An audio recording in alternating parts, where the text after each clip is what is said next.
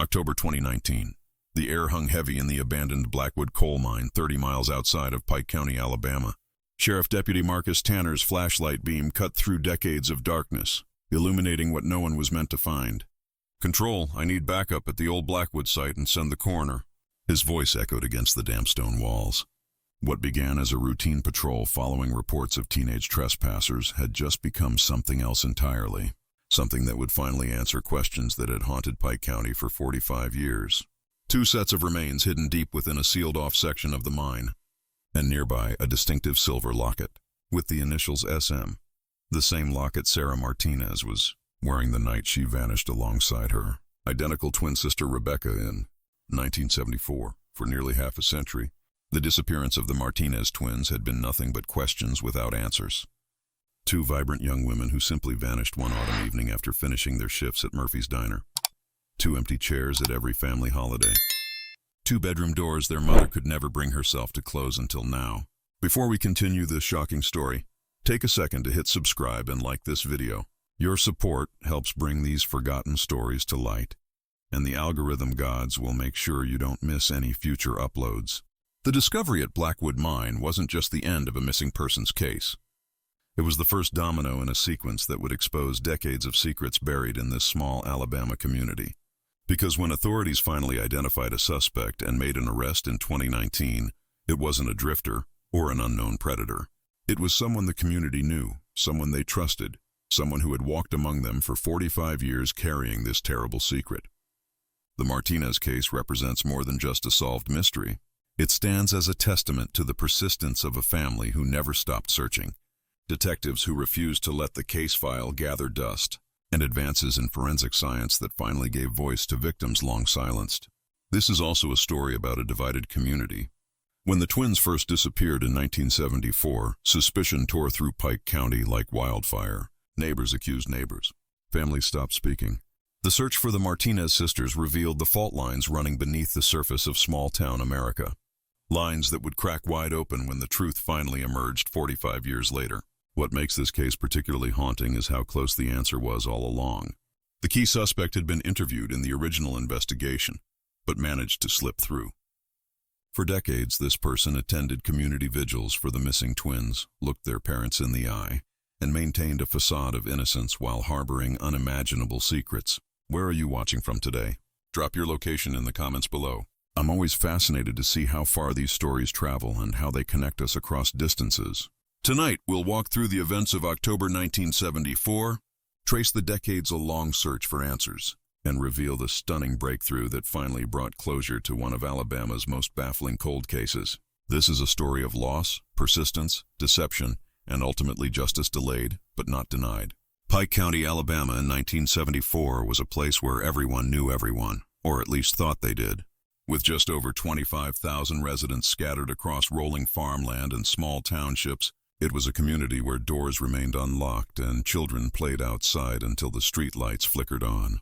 The county seat of Troy, with its modest downtown square, served as the beating heart of local commerce and gossip. The early 1970s had brought changes to this corner of Alabama.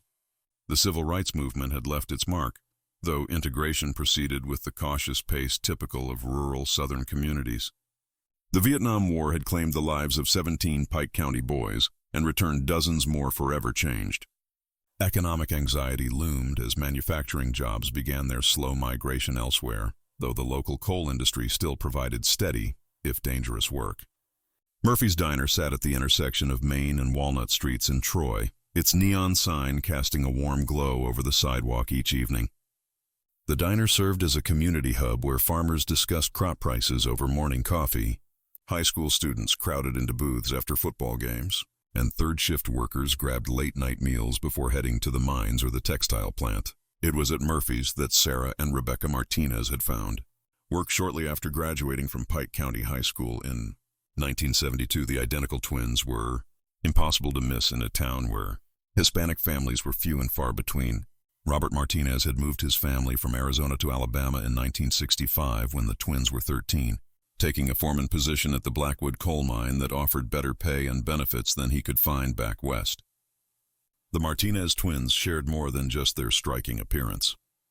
Both stood 5'4" with glossy black hair that fell past their shoulders, warm brown eyes, and smiles that customers at Murphy's described as lighting up the whole place. But those who knew them well could spot the differences. Sarah, older by 7 minutes, wore her hair parted on the left and spoke with quiet confidence. She dreamed of becoming a nurse and had been saving for nursing school. Rebecca Becca, to friends and family, parted her hair on the right and possessed a more outgoing personality. She loved music, played guitar at local church gatherings, and talked about moving to Nashville someday. Those girls were inseparable, recalled Donna Wilkins, who managed Murphy's Diner in 1974. They worked the same shifts, shared a car, even dressed alike some days, but they had their own minds about things. Sarah was the planner, always thinking 3 steps ahead. Becca lived more in the moment. October 17, 1974 began as an ordinary Thursday. The twins arrived for their afternoon shift at Murphy's at 2 p.m., wearing matching blue uniforms with white aprons. The diner was busy that day.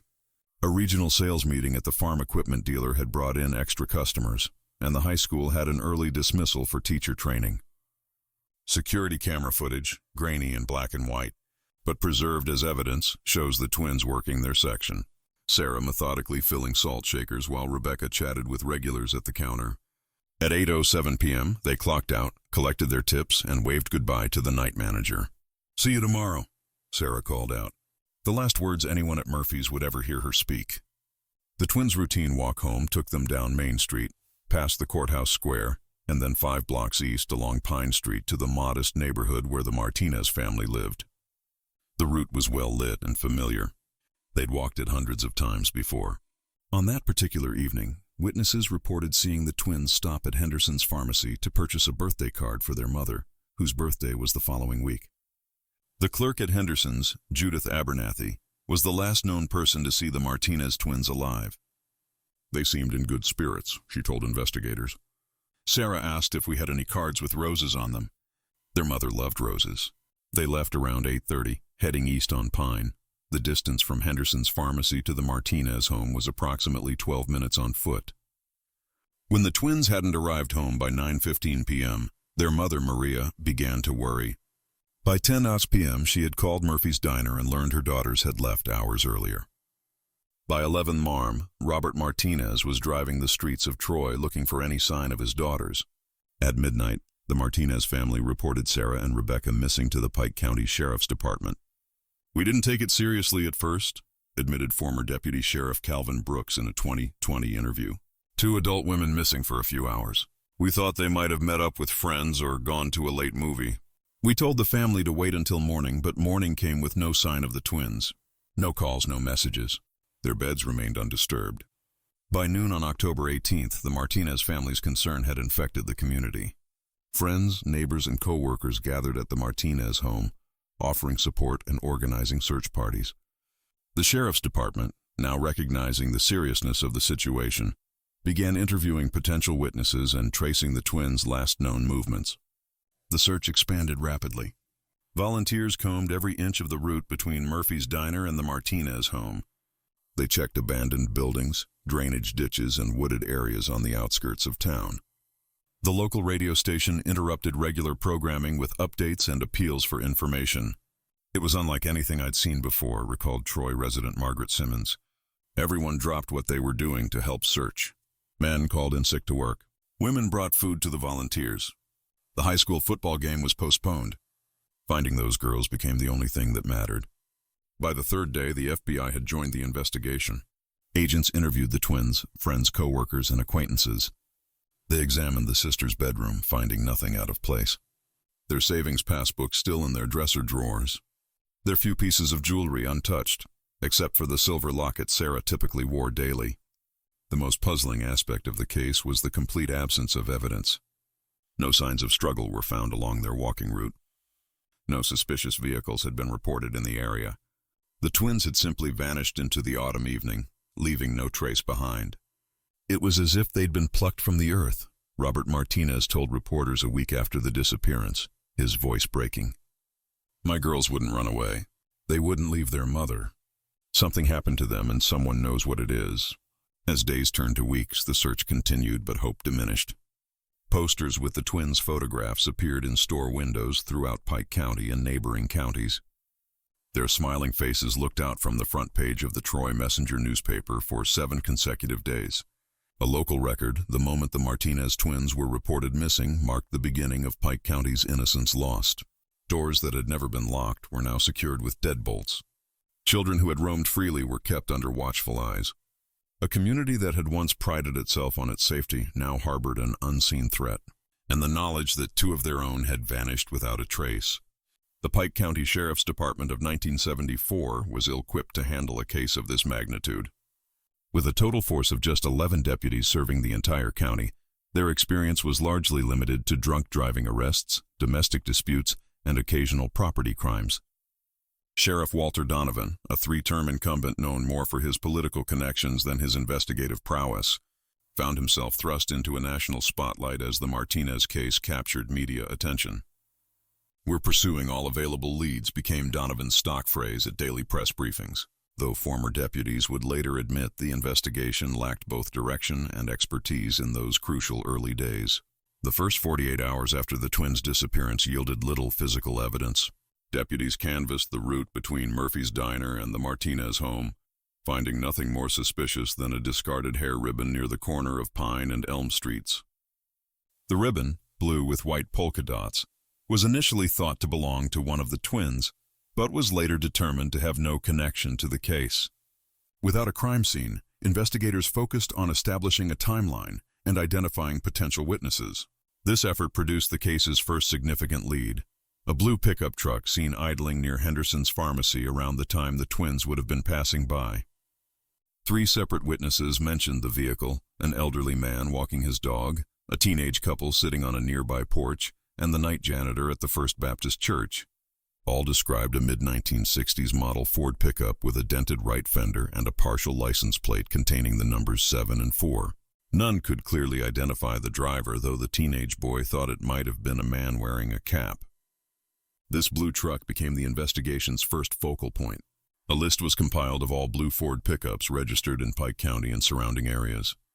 127 vehicles in total. Deputies began the painstaking process of locating each one, interviewing owners, and checking for signs of recent cleaning or damage repair. The truck's owner was identified on October 25th, 8 days after the disappearance. James Whitley, a 42-year-old mechanic who worked at the Texaco station 2 blocks from Murphy's Diner, admitted to being in the area that evening, but denied any involvement with the twins' disappearance. "I was having engine trouble," Whitley told investigators. Stopped to let it cool down, then headed straight home. His wife corroborated his story, claiming he arrived home by 9:00 p.m. With no evidence to contradict his account and no legal grounds for a search warrant, investigators were forced to accept Whitley's explanation, though he remained on their informal suspect list. As the investigation continued, 3 additional persons of interest emerged. Victor Ramirez, a 27-year-old distant cousin of the Martinez family who had visited from Arizona 2 weeks before the disappearance. Ramirez had allegedly made romantic overtures towards Sarah, which she had rejected. He claimed to have returned to Phoenix 3 days before the twins vanished, a claim verified by his employer's time cards, though questions about the reliability of those records would surface years later. Thomas Blackwell, the 56-year-old owner of Blackwell Mining Company, which operated several coal mines in the area, including the one where Robert Martinez worked.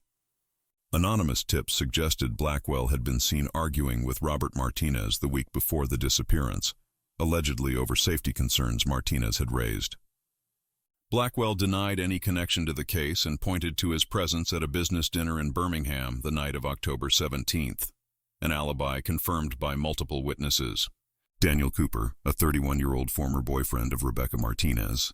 Their relationship had ended 6 months earlier, reportedly on bad terms. Cooper had no alibi for the night in question, but cooperated fully with investigators, even volunteering for a polygraph test, which he passed. No evidence linked him to the disappearance. By early November, the investigation had stalled.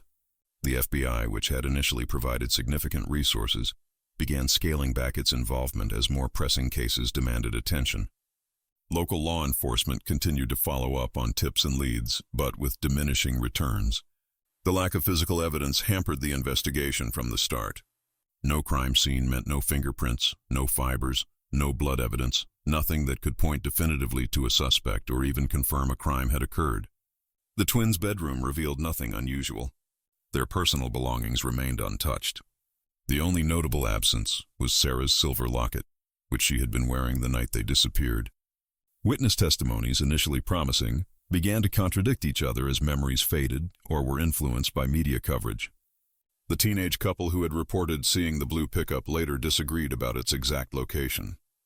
The pharmacy clerk, Judith Abernathy, initially stated the twins left around 8:30 p.m., but later said it might have been closer to 8:15 p.m., a discrepancy that significantly impacted the timeline. Most problematic were the sightings that began to pour in from across the southeast. The Martinez twins were reportedly spotted at a gas station in Georgia, a bus terminal in Tennessee, a restaurant in Mississippi. Each sighting diverted precious resources as investigators were obligated to follow up only to find dead ends. "It's like chasing ghosts," one frustrated deputy told a reporter off the record. "Everyone wants to help, but half these sightings are just people's imaginations running wild." The case might have maintained momentum had it not been for the Harmon County bank robbery on December 3, 1974, the largest heist in Alabama history at that time. With 3 people dead and over $200,000 missing, law enforcement resources throughout the region were redirected to the manhunt for the bank robbers. The Martinez case, with its lack of concrete leads, was quietly deprioritized. By Christmas 1974, the daily briefings had stopped. The volunteer search parties had disbanded. The posters of the smiling twins began to yellow and curl at the edges. The case wasn't officially closed. It would remain active on the books for decades, but the intense investigative effort had wound down to occasional follow-ups on new tips, most of which led nowhere. Several factors contributed to the case going cold. The limited forensic capabilities of the era meant that potentially crucial evidence went uncollected or unanalyzed. The rural setting with its vast areas of woodland and abandoned mining operations made comprehensive searches nearly impossible. The lack of security cameras along the twins' route home, with the exception of the single camera at Murphy's Diner, meant there was no visual record of their movements or potential abductors. Perhaps most significantly, the investigation suffered from tunnel vision. Focused on the blue pickup truck and the initial persons of interest, investigators may have overlooked other possibilities. Later reviews of the case files would reveal that several potentially relevant reports, including one about an unfamiliar station wagon seen near the Martinez home that evening, were filed away without thorough follow-up. As 1974 gave way to 1975, the disappearance of Sarah and Rebecca Martinez transitioned from breaking news to unsolved mystery to local legend. Parents used their story to warn children about walking alone after dark. Anniversary articles appeared in the local paper each October. The Martinez family continued their private search, but the official investigation had effectively gone dormant. What time is it where you're watching? Let me know in the comments below. Day or night, someone somewhere is still searching for answers in cases just like this one. In the Martinez household, time stopped on October 17, 1974. The family calendar remained turned to that month for years. The day circled in red ink, a silent testament to the moment their world shattered. For Robert and Maria Martinez and their 2 younger children, Miguel and Lucia, life became divided into 2 distinct periods. Before the disappearance and after, Robert Martinez had always been a man defined by quiet strength. Standing 5'8", with calloused hands and a weathered face that reflected years of outdoor work, he had built a reputation at Blackwell Mining as a reliable foreman who put safety above production quotas. Born in Tucson to parents who had crossed the border from Mexico in the 1930s, Robert had worked since age 14, eventually saving enough to move his growing family to Alabama for better opportunities. "My father was the kind of man who fixed things," Miguel Martinez recalled in a 2020 interview.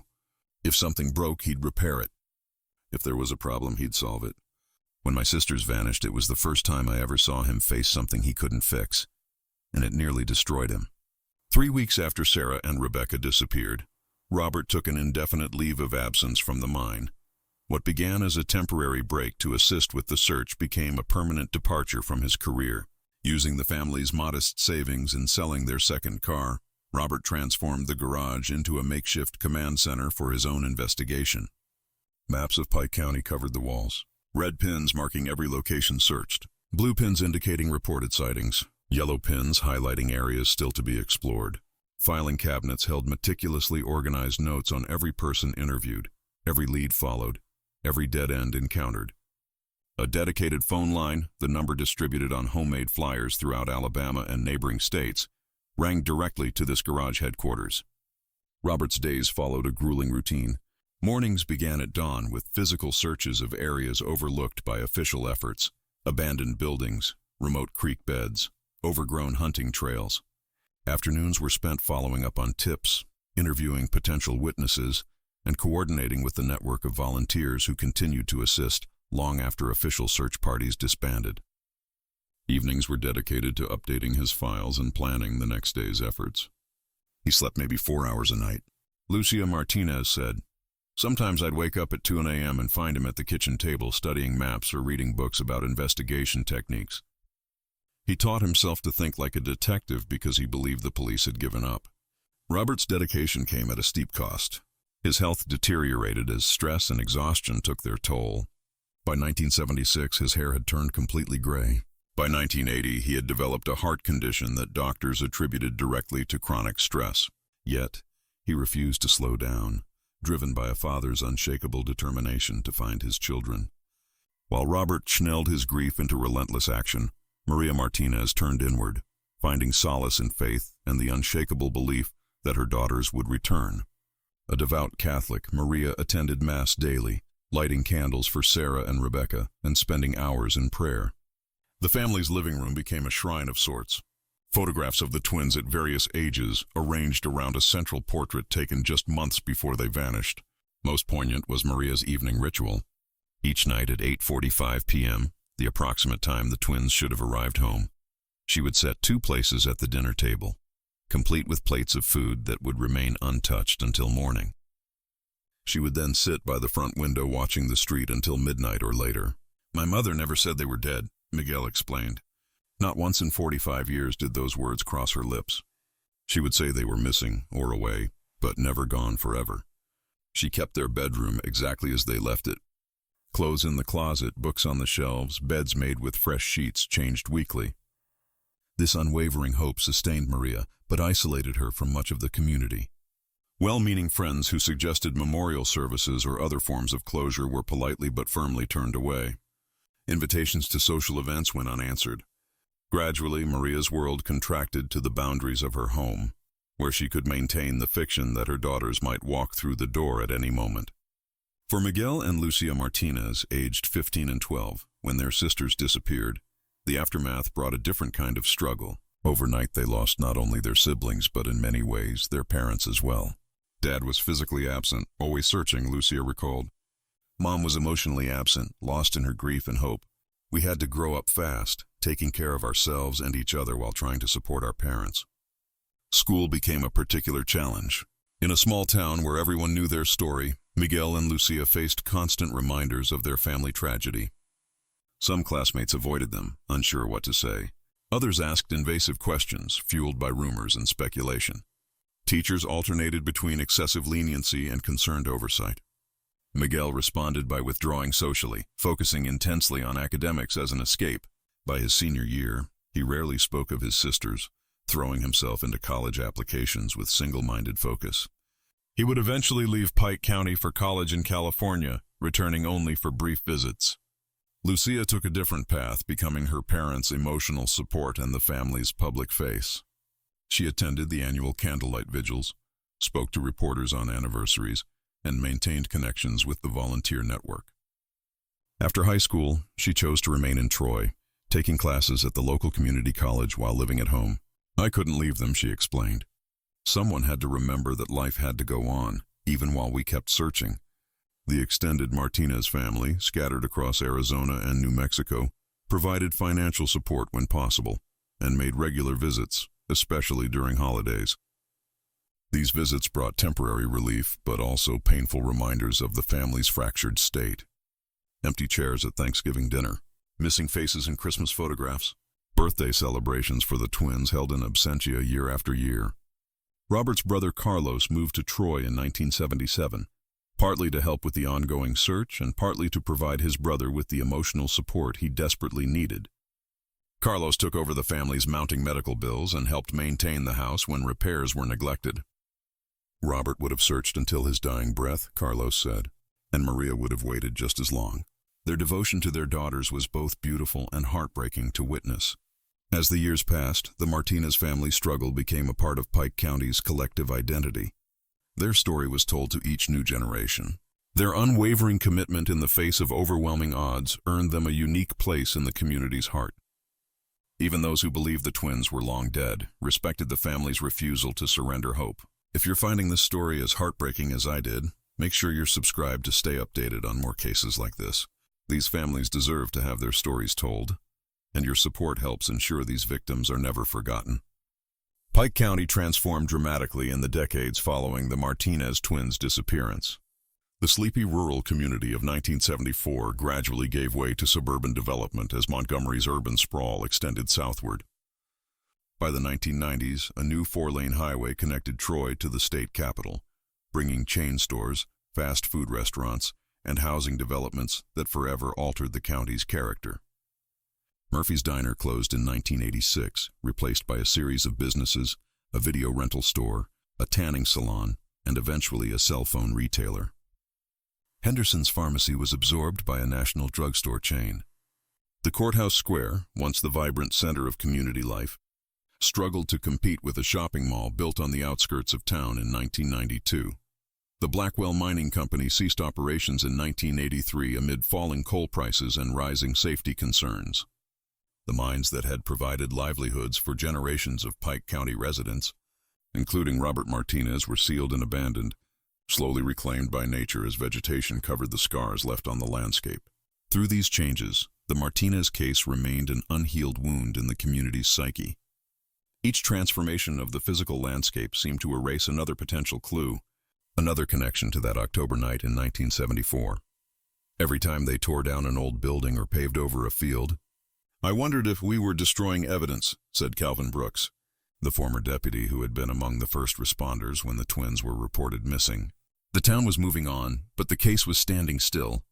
The investigation wasn't entirely dormant during these decades. Every 5 years, like clockwork, media attention would resurface around the anniversary of the disappearance. These periodic spotlights typically generated new tips, most proving fruitless, but occasionally substantial enough to warrant renewed investigation. In 1979, the case received its first major review when Sheriff Donovan lost his re-election bid to Raymond Tucker, a former state trooper who had campaigned on a promise to solve the county's most notorious cold case. Tucker assembled a task force that spent 6 months re-examining evidence and re-entering witnesses.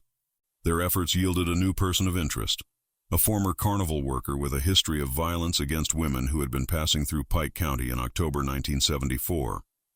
However, the suspect died in a prison fight in Georgia before investigators could question him. The 1980s brought advances in investigative techniques that prompted another review. In 1984, FBI profilers created a psychological assessment of the likely perpetrator, suggesting the twins' disappearance was probably the work of someone familiar with the area, who had specifically targeted the sisters rather than a crime of opportunity. This profile narrowed the focus to local residents with connections to the Martinez family or Murphy's Diner, but produced no breakthrough. The advent of DNA analysis in criminal investigations sparked hope in 1994 when Sheriff's Department officials announced they would re-examine physical evidence using these new techniques.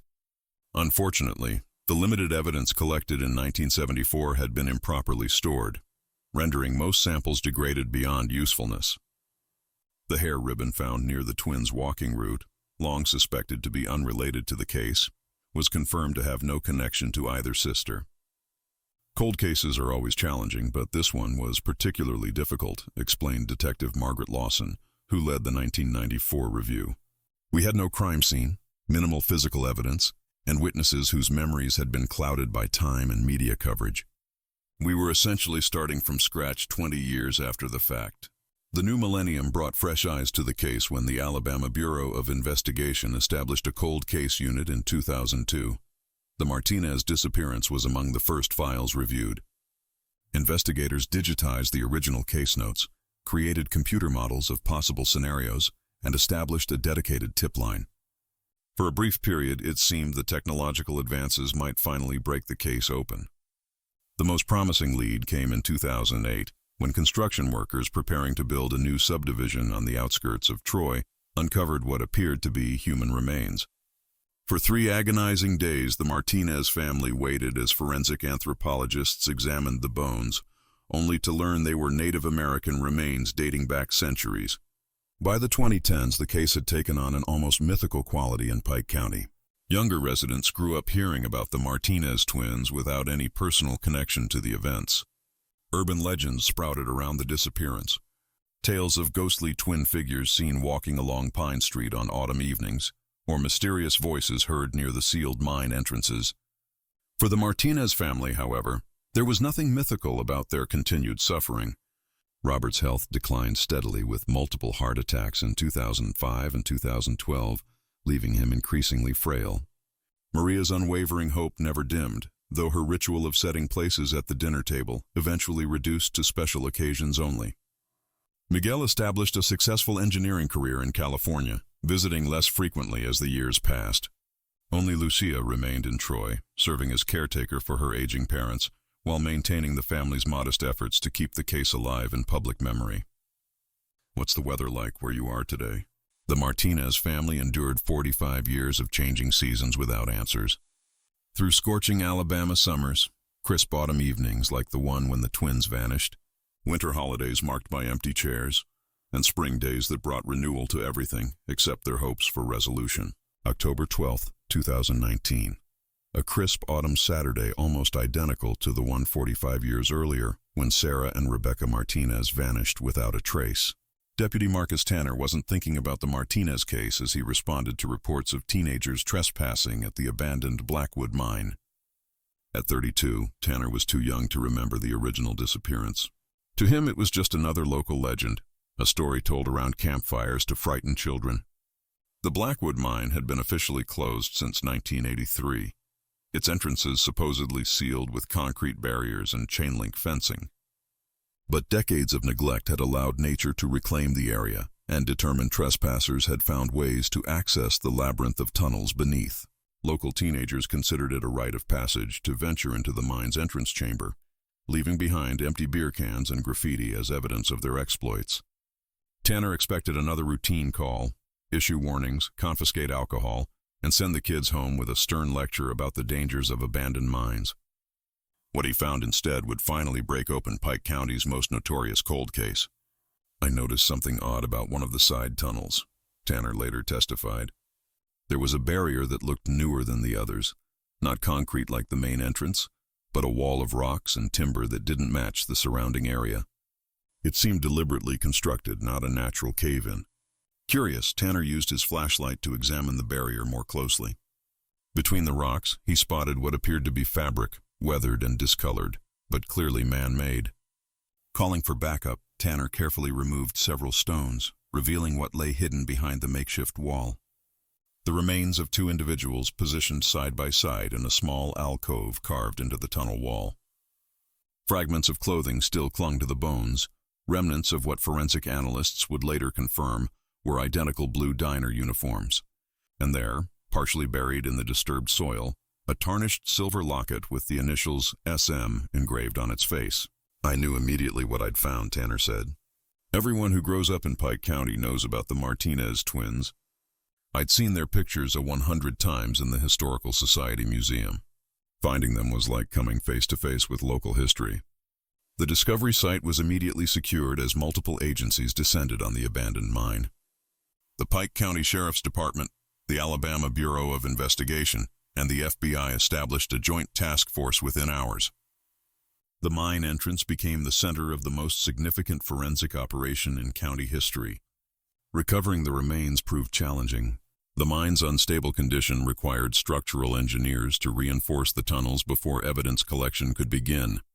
A team of forensic anthropologists from the University of Alabama supervised the meticulous excavation, documenting the position of every bone, fabric fragment, and potential evidence before anything was moved. The breakthrough that had eluded investigators for nearly half a century had finally arrived. But identifying the remains was only the beginning. The crucial questions remained. Who had hidden the Martinez twins in this remote section of the mine? And how had they remained undiscovered for so long? The first piece of the puzzle came from the mine's historical records. The section where the remains were found had been part of an expansion project abandoned in early 1974 due to safety concerns. According to company documents, that particular tunnel had been officially sealed in March 1974, 7 months before the twins disappeared. This explained why searchers hadn't checked the area in 1974. It was presumed inaccessible.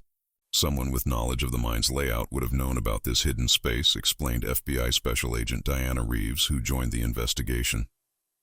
They would have known it was sealed off on company maps, but still physically accessible if you knew how to get there. This revelation immediately narrowed the suspect pool to individuals familiar with Blackwell mining operations, former employees, contractors, or others with specialized knowledge of the mine's geography. The forensic examination of the remains yielded the case's next critical breakthrough. Advanced DNA analysis confirmed what the silver locket had already suggested. The remains were indeed those of Sarah and Rebecca Martinez, but it was the manner of death that provided the most significant clue. Both sisters had suffered similar fractures to the skull, consistent with blunt force trauma. The medical examiner determined these injuries were the likely cause of death inflicted by a heavy object with a flat striking surface, possibly a hammer or similar tool.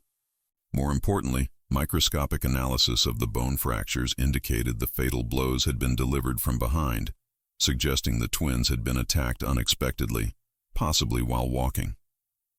The positioning of the remains told us something important. Dr. Eleanor Simmons, the forensic anthropologist who led the examination, explained, "They weren't simply dumped in the mine.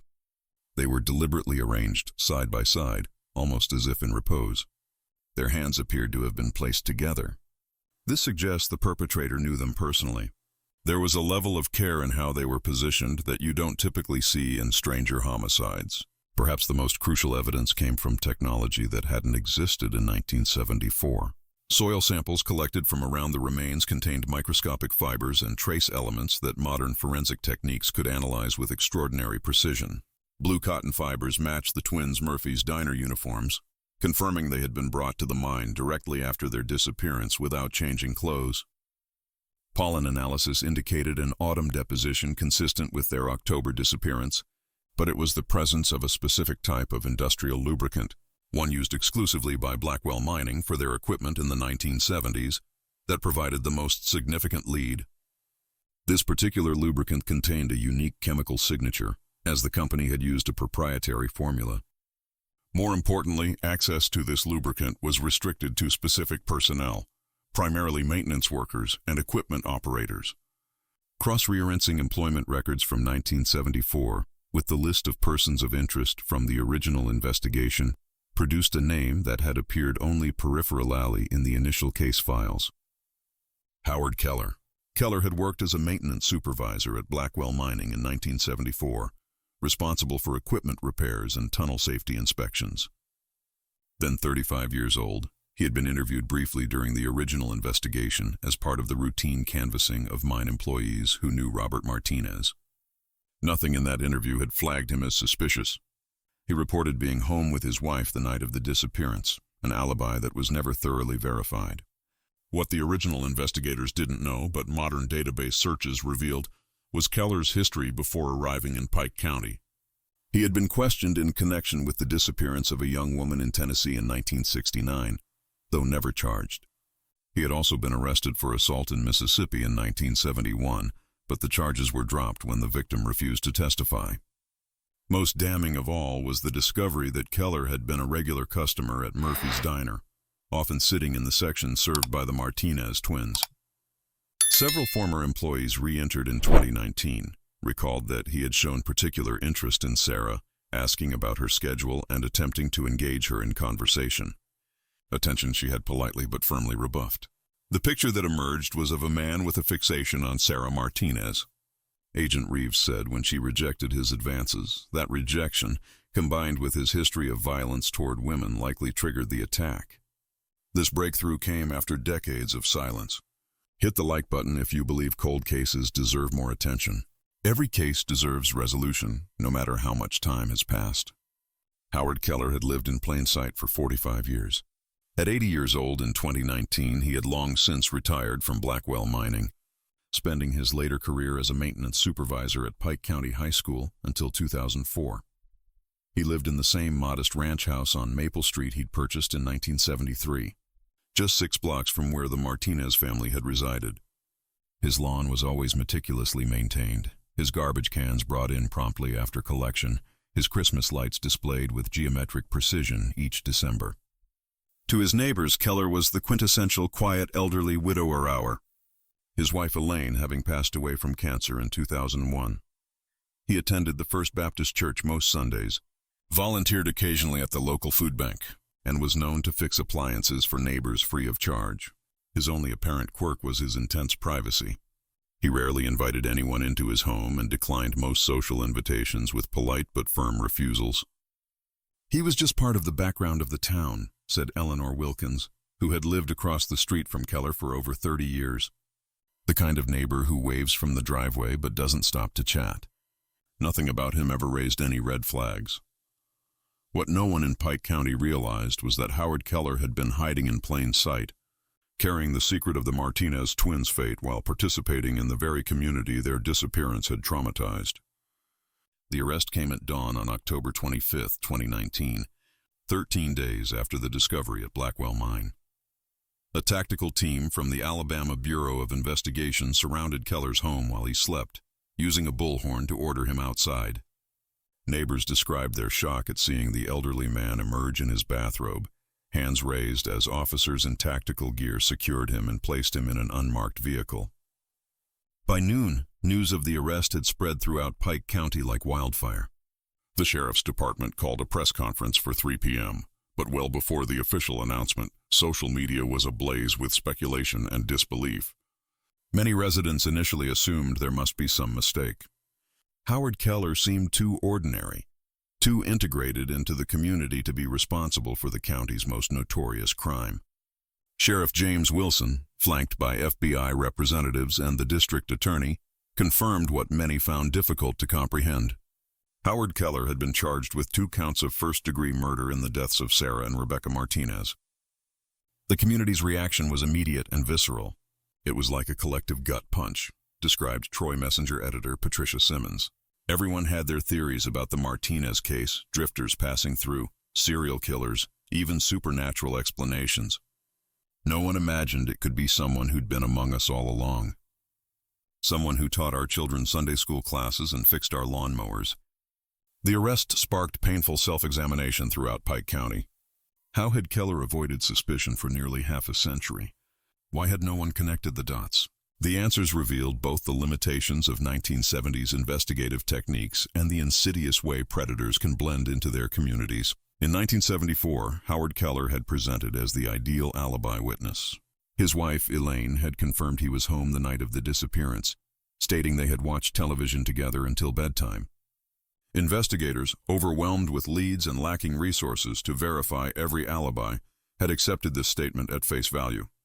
What they couldn't know was that Elaine Keller, according to evidence discovered in 2019, had been a victim of domestic abuse who lived in fear of her husband. Journals found hidden in the attic of Keller's home during the 2019 search revealed Elaine's private torment. In entries spanning decades, she documented her husband's controlling behavior, violent outbursts, and most critically, his unexplained absence on the night of October 17, 1974.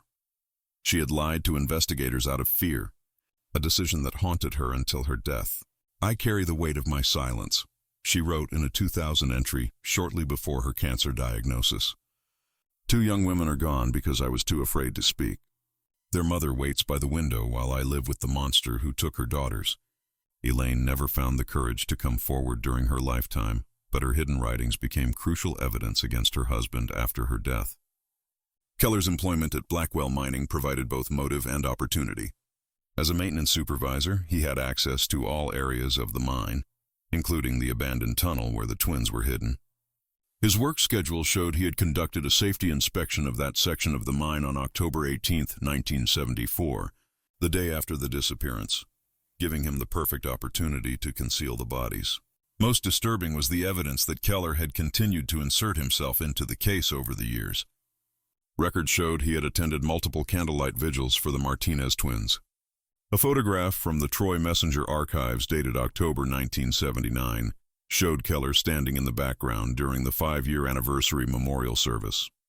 Former colleagues recalled him discussing the case occasionally, always expressing sympathy for the family while suggesting the investigation was looking in the wrong direction. He would say things like, "They'll never find those girls looking where they're looking," remembered Frank Dawson, who had worked with Keller at the high school. "We all thought he was just playing armchair detective like everyone else in town. No one imagined he was practically confessing." The search of Keller's home yielded the physical evidence needed to secure an indictment. In a locked metal box in his garage, investigators found a silver charm that matched the design of Sarah Martinez's locket. DNA analysis confirmed microscopic blood residue on the charm belonged to Sarah. Also in the box was a blue hair ribbon identical to those the twins often wore, this one containing strands of hair that matched Rebecca's DNA profile. Most incriminating was a maintenance log from Blackwell Mining, apparently stolen from company records, documenting the sealing of the tunnel in March 1974. Keller had annotated the margins with calculations of depth and accessibility, suggesting he had identified this location as a hiding place months before the actual murders. The forensic evidence combined with Elaine's journals and Keller's documented history of fixation on Sarah Martinez created a compelling case. But it was modern technology applied to old evidence that provided the final irrefutable link between Keller and the crime. The blue Ford pickup truck that witnesses had reported seeing near Henderson's Pharmacy the night of the disappearance had been sold by Keller in 1975. Investigators in 2019 managed to track down the vehicle, now owned by a collector of vintage trucks in Georgia. Although the truck had been repainted and restored multiple times over the decades, forensic technicians using advanced chemical analysis discovered microscopic traces of blood in crevices beneath the passenger seat upholstery frame. Blood that DNA testing confirmed belonged to both Martinez twins.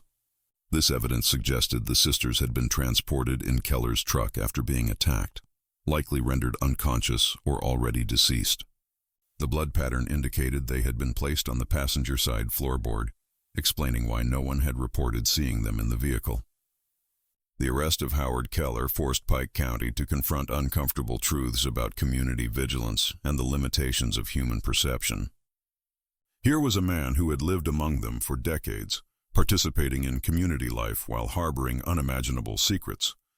He had watched Robert Martinez searched tirelessly for his daughters, knowing exactly where they were hidden. He had observed Maria Martinez's daily vigil by the window, aware that her wait was in vain.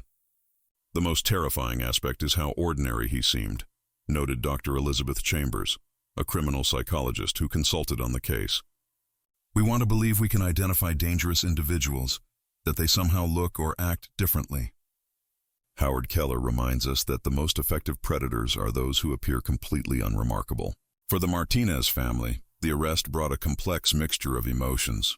Robert Martinez, now 87 and in failing health, was wheeled into the courtroom for Keller's arraignment, locking eyes with his daughter's alleged killer for the first time. Maria, 85, refused to attend, stating through her daughter, Lucia, that she couldn't bear to be in the same room as the devil who took my girls.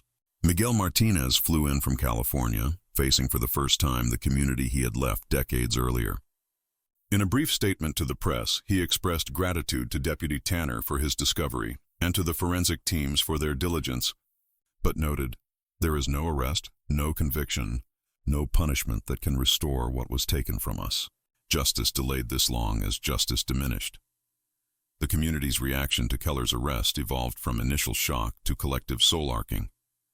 Town hall meetings were organized to discuss how such a crime could go unsolved for so long, with the perpetrator living openly among them.